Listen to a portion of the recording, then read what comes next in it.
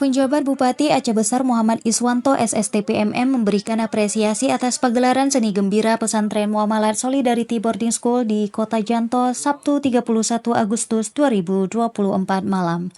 Hal itu disampaikannya usai menyaksikan pagelaran seni gembira yang ditampilkan oleh para santri.